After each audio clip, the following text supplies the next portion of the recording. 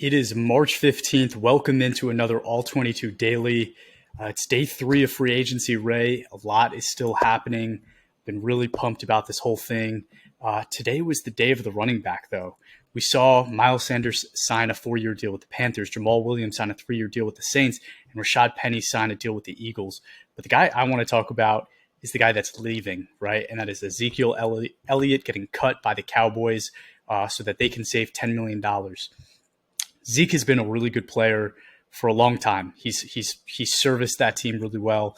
But this year, you saw the wear and tear on his body showing after only 265 snaps that year. He looked like a beaten down version of himself. Is he still able to achieve any high level production? I'd say so. He had a 75.5 run grade and a 77.6 blocking grade. I think Zeke can still find a place to provide value. I've heard rumors about him to the Buccaneers. There might be a few other places interested in him, but you being the Cowboys fan, I wanted to ask your opinion. What do you think Zeke has left in the tank? Oh, it's going to be unfair. So here's the thing. There's hardly anything left in his tank as a runner. Every time he has the ball, that's an opportunity taken away from younger, fresher, more springy legs. It's just the way it is. Every time the Cowboys gave him the ball instead of Tony Pollard, it was a win for the defense because the juice is just not there. What he does have going for him is that he's a veteran and is a very good blocker, right? And that does matter, that pass blocking aspect of it. So he really, at this stage of his career, is just a veteran player who really should be paid no more than the veteran minimum, in all honesty, and have a spell role on a team to maybe get 4 to 6 carries a game, and maybe have some run on third downs where you need some protection, or maybe an outlet out of the backfield where he's still pretty steady in that regard. But as far as playmaking ability, or home run threat, or being able to turn 3 yards into 6 or 2 yards into 5, it's just not there anymore. It's just what happens. It's just the natural life cycle of the position. You could be 26, 27 years old, and by that point, you're pretty much over the hill. And that's just what we've seen with Zeke. Yeah, and obviously it was a joke that I was starting out with running back. Today was actually the Aaron Rodgers day. Aaron Rodgers, everybody was there. There was 500,000 people listening to the Pat McAfee show today. And Rodgers came out and talked about his experience with what's been going on with the Packers. And it's really interesting to me as a Packer fan because it's all things that I think we've been thinking. As a Packer fan, we've been thinking these things, right? Ownership, it's us, right? It's kind of on us, but the guys in charge there haven't really been doing a good job. There's been year after year of just bad draft picks, guys coming in and not really providing the value you'd want from first and second round picks. I think Christian Watson was maybe the saving grace this past year, just because we sort of hit on one guy who had half a year of production, but he did look special. So I'll give him that. But what Rodgers basically said is the old regime is gone. The new regime has a new way of doing things, and they're done with me. And he gave the sense that he doesn't feel they did it respectively. And again, that's kind of the sense you get from this new group of management in Green Bay, which is really disappointing. I thought, we talked about it yesterday. I know I haven't called anything in terms of where people are landing, but the one thing I did call was that Rodgers was going to use that as an opportunity to thank the fans. And that was something he did repeatedly. I was pumped about that. And if you're a Packer fan, you probably think Rodgers is a weird dude, but you just can't deny the amazing athlete he's been on that team for years now. And what he says is true. He loves Green Bay, and he's provided Green Bay good football for 15 years. So happy for him. Happy he kind of found some peace. Sounds like he's going to end up a Jet. Nothing's official yet, but the Packers seem like they're playing hardball. And that is the next question I wanted to ask you, Ray. Is there a point where a franchise can say, I've gotten enough value out of this Hall of Fame player that's played for me for 15 years. I'm going to let him do whatever he wants to do, right? In basketball, we see it all the time. They grant these players permission to go seek trades and go find a new place to play if that's what they want to do. Football's different. That does not happen. It doesn't happen. It didn't happen for Tom Brady. But Aaron Rodgers is here trying to go play for the Jets. And it seems like the Packers are kind of holding him hostage. do you think that there's a time where they should say, I have enough value from this player? Honestly, no. Maybe I'm grumpy today, but no. This isn't a charity case, right? I think the only time those sort of things come into play is when you sign them to a one-day contract for like however many hundred thousands of dollars. It's like, yeah, I'm giving you hundreds of thousands of dollars to say your last day was with this team and you retired with us.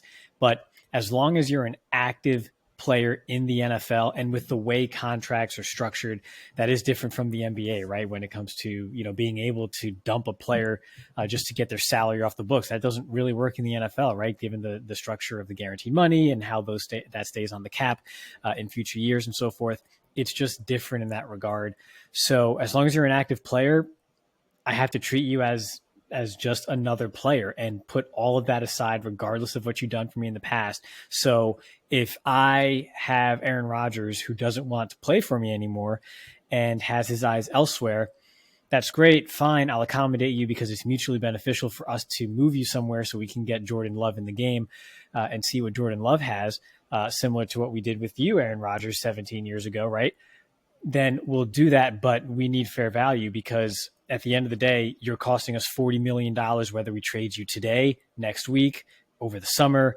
It doesn't matter, right? We have to do what's best for us as an organization because that in turn is what's best for the players, all the other players on this team in this organization who are working just as hard to try to reach the pinnacle of the sport, which is the Super Bowl, you know, next February. It would be a disservice to them to not do what's best for the team, whether it's acquiring a high draft pick in this upcoming draft to get them a better player, or another player in return that can help us win on the field this fall. I'd be doing a disservice to them if I don't explore every avenue and use every ounce of leverage I have in order to, you know, just get the best player in return. So while, yeah, you'd like to see it neat and a nice clean breakup, it just rarely, if ever, works out that way. It's just the way it is. It's a cold world. It's a cold world. And you forgot the shareholders. We're out here trying to make a buck, even though the shareholders for the Packers make nothing. But yeah, the shareholders, right? It's for the fans, right? They deserve to have a winning team. So they're doing whatever they can to make that happen. So I get that. So I don't disagree with you. I think it's just kind of an unfortunate situation. I think they should just make it happen. You know, if there is a first round pick on the table, take the deal. You know what I mean? Take the deal, get the 13th overall pick, go get me Jordan Addison for Jordan Love, and let's move on. But I've been talking a lot, Ray. Tell me, who are you excited to see today? Yeah, so I just take a hard left turn here, right? I mean, we've had enough Aaron Rodgers talk, and there's going to be plenty more over the coming weeks, I'm sure. So totally separate from that, petty Belichick is the best Belichick, right?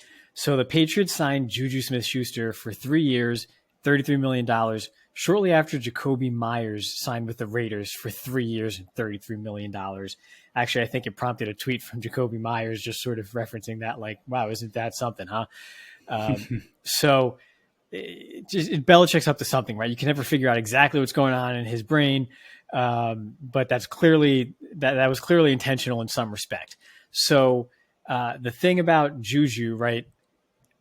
My mind immediately went to, does Belichick actually stand for like the BS on social media that Juju has just kind of become known for at this point, right? Because his play on the field hasn't really matched what it was in 2018 with all the silly TikToks and stuff, right?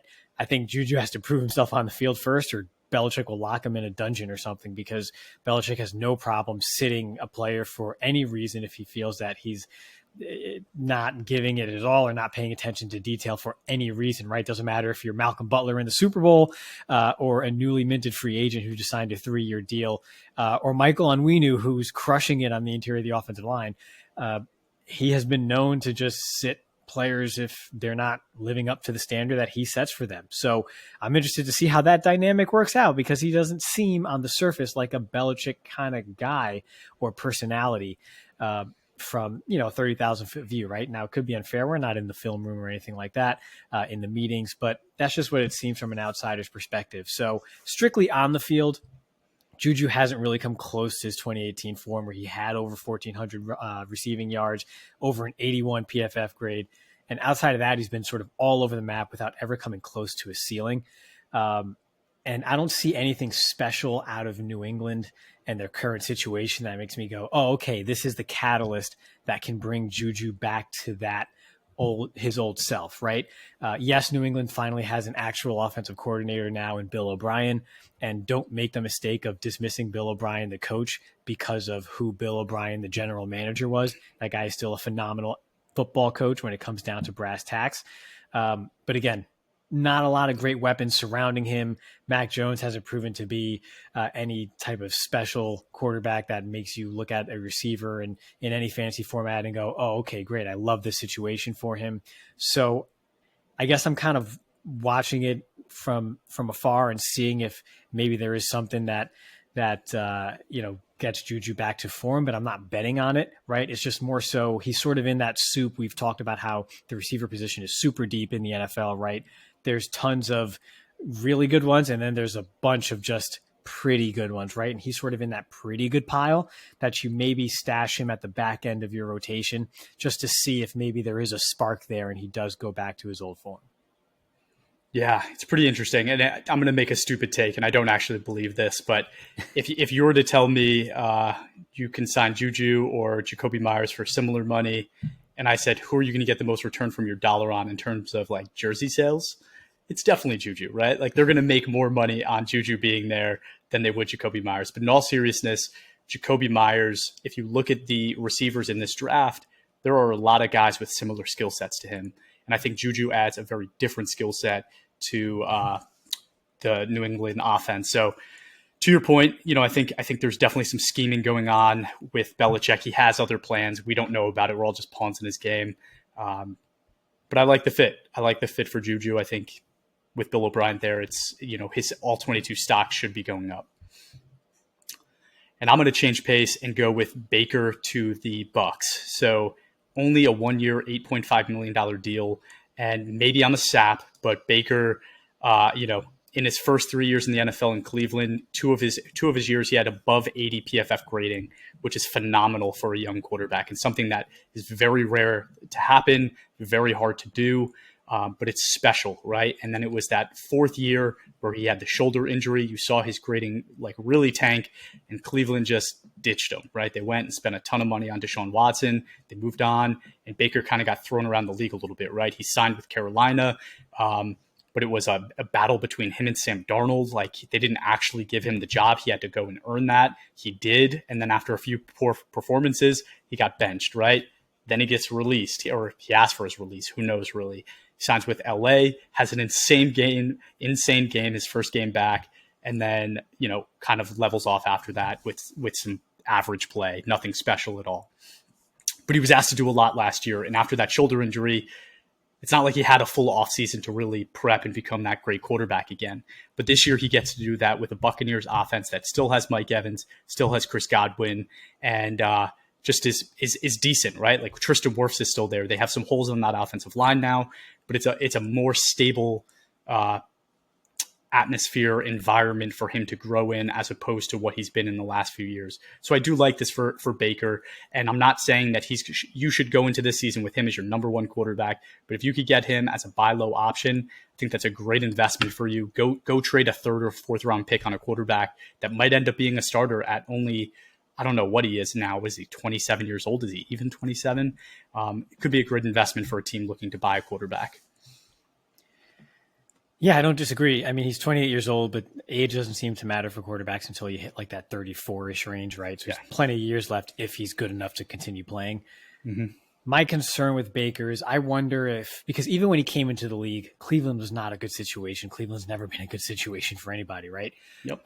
And so, yes, he played well while not in a great situation early on in his career. But I wonder if that just wore on him, right? After a while, it takes its toll until you have that injury and then you succumb to those injuries and have a poor season. Then they ship you out. Carolina was an absolute mess that final year under Matt Rule. So really nothing to take away from that. And then he goes to LA, who was another mess. They were missing like the entire offensive line. That offense could just never get anything together. Everything just basically fell apart for the Rams this past season too, right? So he's basically had 3 good seasons, 3 quality seasons as a starter And then for the last 2 years, he's been in an absolute mess. So has he lost the edge, or does he come out of it and sort of return to that his younger self? I'm not convinced that Tampa Bay is still a great environment. I like the fact that they have Evans and Godwin there and, that whole deal, but they still have a bit of a weakness on the offensive line, despite having Tristan Wirfs there. And so I'm just a little concerned with how that whole deal is going to shake out, but it's definitely better than it was this past season in 2022. And obviously he dealt with the injuries in 2021. So I agree, definitely a buy low option, someone to stash away. And if he does go back to that 2018 to 2020 form, you got yourself a good starter, or at the very least, a very good backup in all 22. That's right. And what do you think is good compensation, right? If I'm going to go trade for him, would you trade a third, or are you going like a fifth? I'm trying to get him for a fifth. I might settle for a fourth because I'm not sure. I'm not in love with this draft class, I think. So by the time we're in that fourth round range or so in a rookie draft, I think it's worth the move at that point. So yeah, I would try offering a fifth, settle for a fourth if that's where you end up. Cool. Two other guys really quickly I wanted to mention. Hayden Hurst signs a 3-year deal with the Panthers. Excited that he got the bag, but from an all-22 perspective, I definitely am passing on him.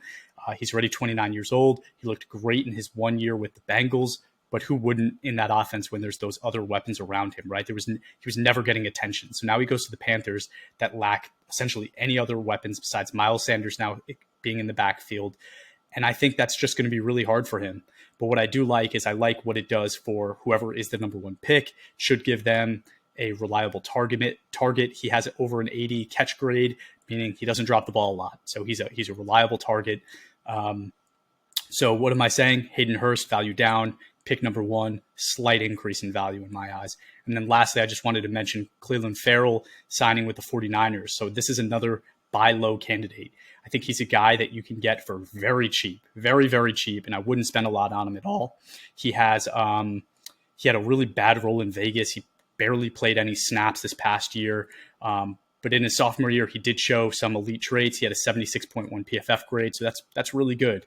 Definitely not for where he was drafted, but for an average player or a player that you might be able to get for a 7th-round pick, I think that's great. He's now going to San Francisco, really good defense. He's going to get to play next to Bosa, Hargrave, and Armstead. He should be very successful there. So definitely a buy low guy. If you could get him for a 7th-round pick, take the chance, go get him. Yeah, interested to see if his role is big enough in San Francisco to get the requisite amount of snaps needed, because it always sort of piques my interest when an organization who clearly knows what they're doing on that side of the ball makes a move like this. So they're telling you what they think when they clearly replace someone like Javon Kinlaw, but then make a note to bring in someone like Cleveland Farrell. Couldn't agree more. So Ray, any last takes from you? Just excited to see what I don't know, is tomorrow like official day 2, unofficial day 4. I'm not sure how we're counting these anymore, but there's still a lot of quality guys out there still waiting to be signed. Some rumors of potential wide receiver trades out there on the market. So I mean, we'll just see what happens over the next couple of days. But the beat never stops. Yeah, and we'll see where Rodgers ends up. And yeah, hopefully I get a haircut tomorrow. But until then, rocking a PG Sports hat. So shout out to Paul Garino at PG Sports. And everybody, we'll talk to you tomorrow.